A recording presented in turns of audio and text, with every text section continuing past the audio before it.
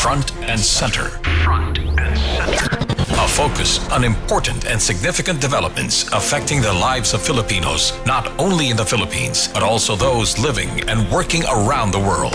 Join us in Front and Center. Front and Center. Here on Radyo Pilipinas World Service. Welcome to Front and Center, where we focus on developments in the Philippines, legislation that provides policies and directions that strives to promote a better economy for the country, issues that concern the welfare and well-being of every Filipino.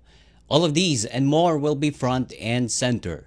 You can watch this program live on our Facebook page, Radyo Pilipinas World Service, and you can catch up this episode later on our YouTube channel. And also you can hear us live on our audio streaming at Evox PBS receiver app. So join us for another edition of Front and Center with your host, Jerome Toledo. Front and Center. Front and Center. Here on Radyo Pilipinas World Service. Let's talk about the latest relief efforts in the Cebu province, where the magnitude 6.9 earthquake has struck the province last Tuesday, September 30th.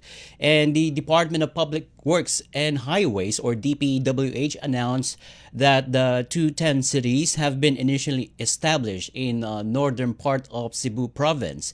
That's in response to the President Ferdinand R. Marcos Jr.'s directive to ensure the construction of temporary shelters for residents affected by the strong earthquake that hit the province on September 30. In a statement, the DPWH said the 10 cities that have been erected in Bugo City and Medellin Municipality, where a total of 159 tents have been initially installed. For Bugo City, a total of 93 tents have been installed, where 79 families are currently housed there. And aside from the temporary shelter, that said tent city also has 33 units of a portable toilets, 3-unit bathing facilities, and 2-unit water stations. So that's a complete setup there. And Bugo Tent City also has a 5-unit Department of Social Welfare and Development, or DSWD's emergency shelters, and a mobile kitchen, as well as a Red Cross food truck and tent for the medical team. And the department also reported that a total of 66 units of tents have also been installed in Medellin town, with 12 units of portalets and a storage unit. And on the other hand, it noted that the final layout of the San Remigio tent city is also being finalized, so that the construction of tents can begin soon. Also, another site has been found for the 410 city located in the municipality of Daan Bantayan in Cebu, and the construction is set to start today, October 10th. So right now we have 2 tent cities set up in the province, so 2 more will be established as soon as possible, and the construction of the said tent cities will start today, October 10th. And also, the Department of Social Welfare and Development, or DSWD, has completed the second wave of family food packs to areas affected by the recent earthquake in Cebu, which will bring the total number of distributed food packs to nearly 450,000 boxes. So if we get lucky to have Assistant Secretary Irene Dumlao in the program, we will get an update straight from her regarding the relief efforts that is being conducted by the Department of Social Welfare and Development as relief operations is continuing in the northern part of Cebu. And DSWD Director Maria Isabel Lanada of the Disaster Response and Management Bureau said the agency continues to work round the clock to fulfill the remaining requests of local government units, or LGUs, affected by the destructive tremor.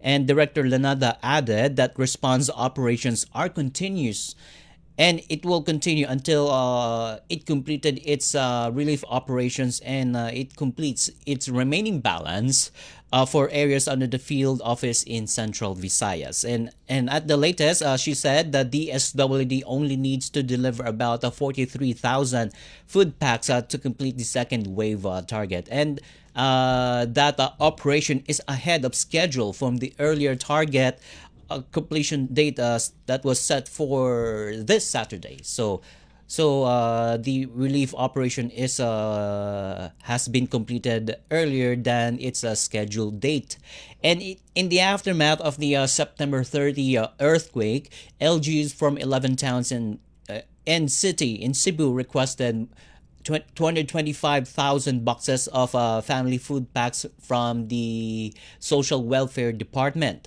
And on October 3, the agency completed the first wave of distribution of the said packs that was hailed by Secretary Rex Gatchalian as one of the fastest deployment of such volume of supplies in the agency's history. And the initial batch of food aid has reached the Bogo City and municipalities of Medellin, San Remigio, Dan Bantayan, as well as in Tabualan, Sogod, Tabogon, Borbon, Catbon, Santa Fe, Madridejos, and Bantayan towns. And for the second wave, Secretary Gatchalian committed to provide these areas of another 225,000 food packs to sustain food support for the earthquake hit the constituents while rehabilitation of the said towns continues. And aside from food packs, the DSWD's ready-to-eat food and mobile kitchen have been vital in ensuring that no Cebuanos will go hungry while they are reeling the effects of the earthquake, and they are continuously rising up from their situation. And for mobile kitchens, from the DSWD's field offices in Calabarzon, in Western Visayas, in Central Visayas, and Eastern Visayas are stationed in strategic locations in northern part of Cebu province. And the fifth mobile kitchen from northern Mindanao is on the way to Cebu to serve the community there, needing more food packs there. And the DSWD also deployed tents in the tent city that was already been set up in Bogo City, ensuring that internally displaced persons or IDPs are protected from the rain and heat, while temporary shelters are being set up. And disaster frontliners of the agency are also going extra mile to ease the burden and trauma and stress brought by the catastrophe through interactive activities in coordination with the LGU counterparts. Front and center. Front and center. Here on Radyo Pilipinas World Service. And meanwhile, the Department of Budget and Management has approved the release of 716 million peso a fund to the DSWD. So I think this is the quick response fund for disaster hit communities, that's in line with President Marcos Jr.'s directive for faster and more compassionate relief operations. So another budget has been set up, and that was given to the DSWD to aid their relief operations in disaster hit areas. I think most especially that will be benefit from this is the earthquake communities hit by earthquake in Cebu. And Budget Secretary Amena Pangandaman said that this replenishment helps guarantee the DSWD can continue its mandate to provide food, shelter, and cash aid to families when they need it most. And the replenishment will support the stockpiling of the family food packs and non-food items for about or around more than 400,000 families, and distribution of emergency cash transfers to about 41,502 families affected by the southwest monsoon and tropical cyclones Mirasol, Nando, and Opong in three regions in the country. So not just about the earthquake in Cebu, but this quick response fund replenishment will also benefit families affected by the storms recently brought by three tropical cyclones that ravage our country. And part of the fund will also cover transport and logistics, as well as standby regional allocations and other operational support to speed up the delivery of aid and services. And the amount will be charged to the National Disaster Risk Reduction and Management Fund under the fiscal year 2025 General Appropriations Act. And the Quick Response Fund serves as a standby fund that allows agencies like the DSWD to immediately mobilize relief and rehabilitation assistance during calamities. And once the balance drops to 50%, and it may be replenished from the NDRRM fund following guidelines set by the Office of Civil Defense and Budget Department. And Secretary Pangandaman said the timely release of fund reinforces the Marcos Jr.'s administration's commitment to proactive and people-centered disaster response. And switching back again to the relief efforts, the continuing relief efforts rather in Cebu province, as foreign nations like the United Arab Emirates has dispatched its emergency relief to communities affected by the magnitude 6.9 earthquake in Cebu. And in a report that was reported by the state-run Emirates News Agency, the urgent humanitarian response was coursed through the UAE Aid Agency in coordination with relevant local authorities. And the assistance includes the delivery of diverse relief supplies to complement the Philippine government's effort to mitigate the impact of the disaster. So that's a rather the relief supply that will be sent in by the UAE Aid Agency will complement the DSWD's relief effort to assist our kababayans there in Cebu. And the chairperson of the UAE Aid Agency, Dr. Tarek Ahmed Al-Ameri, highlighted the Emirates' pioneering role in humanitarian relief, particularly in extending immediate assistance to people affected by the natural disaster. And the UAE is among the foreign governments that deployed various forms of humanitarian aid in the aftermath of the devastating earthquake that killed 74 in Central Visayas. And earlier this month, the Singaporean Red Cross, the Japanese government, and even the Taiwanese government announced support for urgent needs and transport of relief items into Cebu. Front and center. Front and center. Here on Radyo Pilipinas World Service. And also, as part of the continuing relief effort in Cebu there, the Japan Air Self-Defense Force is set to provide support for transporting relief supplies to earthquake victims in Cebu at the request of the Philippine government.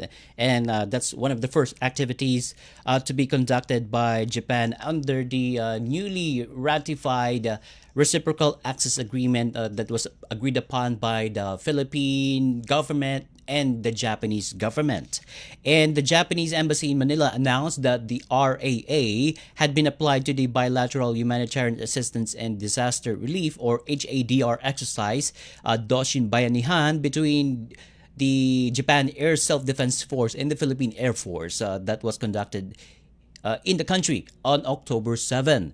And it said that furthermore, taking advantage of this bilateral exercise opportunity, Japan Air's Self-Defense Force will provide support to transport relief supplies within the Philippines. And that's in response to the request from the Philippines for the relief operations responding to the earthquake in Cebu that occurred late on September 30th. So this the RA has been tested already and that's in the form of providing humanitarian assistance and disaster relief. And last September 30, Japan and Manila convened the Joint Committee meeting on the RAA, where the arrangement to implement the deal were discussed among the officials of the Japan Ministry of Foreign Affairs and the Ministry of Defense for Japan and the Department of National Defense and other relevant Philippine agencies. So that meeting was in time, I think. So this RA was tested initially to provide disaster relief to our kababayans in Cebu. And the arrangement will pave the way for the smooth conduct of cooperative activities such as joint exercises and disaster relief operations by both countries while enhancing interoperability between their respective forces. Front and center. Front and center. Here on Radyo Pilipinas World Service. More significant developments here in the Philippines, we will discuss it here on Front and Center here on Radyo Pilipinas World Service. Stay tuned. Mas pinadali na ang government transactions sa tulong ng eGov.ph Super App. Pwedeng-pwede mo nang magawa ang lahat ng ito. I-download ang eGov app sa iyong smartphone o tablet mula sa App Store o Google Play Store. Pagkatapos, ilagay ang iyong mobile number at i-authenticate gamit ang one-time PIN o OTP para marehistro ang iyong account. Saka ilagay ang iyong mga pangunahing impormasyon at kumpletuhin ang facial recognition technology para sa verifikasyon ng iyong pagkakakilanlan. Para sa mas mabilis at mas maayos na serbisyong panggobyerno, gamitin na ang eGov.ph Super App. Itinuloy na po natin ang zero balance billing.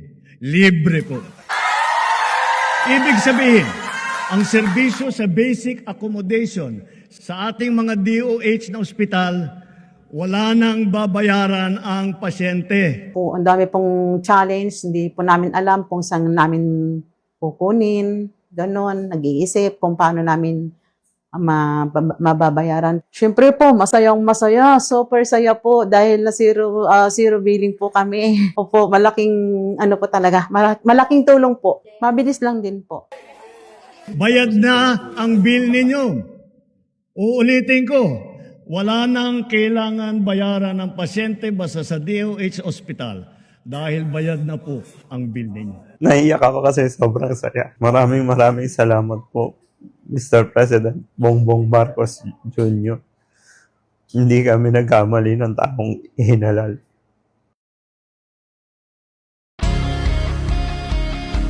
Garantisadong solusyon at aksyon ang handog sa iyo ng bagong Pilipinas Presidential Action Center. Sundin lang ang mga sumusunod para makakuha ng appointment. Para sa wala pang eGov.ph app account, panoorin ang video para malaman kung paano gumawa ng account. Kung meron ng account sa eGov.ph app, mag-login dito. Saka hanapin ang online registration tab para sa bagong Pilipinas Presidential Action Center. Pindutin ito para makita ang available na government services. Piliin ang serbisyo na iyong kailangan mula sa listahan. I-upload ang requirements ng serbisyong kailangan mo. Pumili ng petsa at oras kung kailan nais pumunta sa bagong Pilipinas Presidential Action Center. I-submit na ang iyong application at bigyan ng pagkakataon na ma-review ang iyong isinumiting requirements. Hintayin ang QR code para sa kumpirmasyon ng iyong schedule. Makakatanggap ka ng text message para malaman kung naaprubahan ito. Sakaling hindi ito maaprubahan, makakatanggap ka rin ng text message para ipaalam ang kulang na requirements sa kasubukang mag-register ulit. Kung nakatanggap na ng kumpirmasyon, maaari nang pumunta sa bagong Pilipinas Presidential Action Center sa napiling schedule, dala ang QR code at ang mga isinumiteng requirements. Huwag kalimutang dumating sa itinakdang araw at oras ng iyong appointment. Pinapaalala rin na siguruhing may kumpirmadong schedule bago pumunta sa bagong Pilipinas Presidential Action Center para maiwasang magpabalik-balik. Simple at user-friendly ang pagpapa-appointment dito, kaya wag nang mangamba dahil sa bagong Pilipinas Presidential Action Center, tulong ay abot kamay na. Front and center. Front and center. Here on Radyo Pilipinas World Service. Welcome back to Front and Center here on Radyo Pilipinas World Service. Still with me, Jerome Toledo. And yesterday, we have a report here that the United States President Donald Trump has named or nominated the businessman from Florida named Lee Lipton, the current interim permanent representative to the U.S. mission to the Organization of American States. He was nominated by President Trump as the next U.S. ambassador to the Philippines. And the White House, in an announcement yesterday, or on October 8th rather, said the nomination has been formally sent to the United States. This is regarding his appointment as the next ambassador or U.S. ambassador to the Philippines. And in his current role, Mr. Lipton manages interagency coordination to advance U.S. Foreign policy priorities in the Western Hemisphere, hence the U.S. mission to the Organization of American States. And according to the U.S. Department of State's profile, or rather, according to his profile that was posted on the U.S. Department of State, he also supports U.S. engagement on a range of regional challenges, including efforts to counter malign influence, particularly from the Chinese Communist Party, or CCP, within the inter-American system. And Mr. Lipton, who hails from Florida, brings over 25 years of private sector experience to his diplomatic role. So primarily he is a non-career diplomat, but a rather private businessman, as he offers a strong business-to-business perspective to U.S. engagement at the Organization of American States. Before entering public service, the U.S. State Department said he had funded and led a successful apparel business in New York City. He oversaw the design, manufacturing, marketing, and distribution of licensed collections for globally recognized brands such as Calvin Klein, St. John Knits, and Guess. And after selling his company to a publicly traded firm, he transitioned into the hospitality industry, owning several oceanfront restaurants. So that's according to the profile that was posted on the U.S. State Department's website. And his landmark restaurants remain among the highest volume establishments in Palm Beach County in Florida. And he holds a bachelor's degree from Bryant University. And there is a report that was posted online that Mr. Lipton and President Trump has close connection to each other because they have a common denominator of being a businessman. So that makes him connected into this particular information that particularly his appointment as the permanent or interim permanent representative to the Office of American States. So and now he's being appointed as the next U.S. ambassador to the Philippines. So you can see the connection there between Mr. Lipton and President Trump. And Mr. Lipton will succeed U.S. ambassador to the Philippines, Mary Kay Carlson, who officially assumed office in the country on July 22nd in 2022. Front and center. Front and center. Here on Radyo Pilipinas World Service. Let's switch back here in the country. As Senator Joel Villanueva, if you can recall, pushed to cut remittance fees for our overseas Filipino workers, or OFWs, by half, or 50%. And also, Senator Villanueva called for greater transparency and accountability in how these charges are imposed. Senator Villanueva said in a committee hearing that the high fees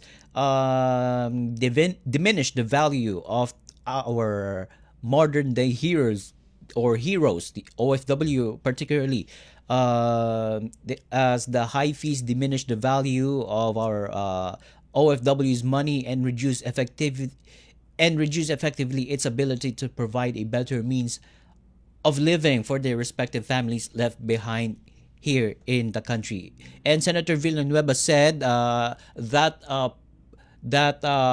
proposal will provide regulators with a working framework to achieve the significant reduction of remittance fees rather, so OFW families could benefit more from the hard work and sacrifice of their loved ones overseas. So once this proposal or Senate bill will come into a law, so it will provide regulators with a working framework to achieve the significant reduction of remittance fees. So the proposal there, so the proposal here is 50% reduction of their remittance fees. So Senator Villanueva also reiterated his call to approve his proposed Senate Bill number 181, which titled Overseas Filipino Workers Remittance Protection Act. So Senator Villanueva said the resource person from the DMW or Department of Migrant Workers and Bangko Sentral ng Pilipinas expressed support for the legislative proposal, saying it would strengthen their existing program. So two agencies have supported this proposal coming from Senator Villanueva. And data from the PSP shows a total remittance of 19.9 billion or almost 20 billion US dollars or around 1.6 trillion pesos from January to July 2025 alone. So that's a total remittance that is being sent by our OFW. So that's amounting to 1.16 trillion pesos. For the entire year of 2024, remittance totaled 34.5 billion US dollars or 2.1 trillion pesos, the BSP said. So that amount accounts for 8.3% of the country's gross domestic product, making OFW remittances a stable growth driver of the Philippine economy. So this law or this bill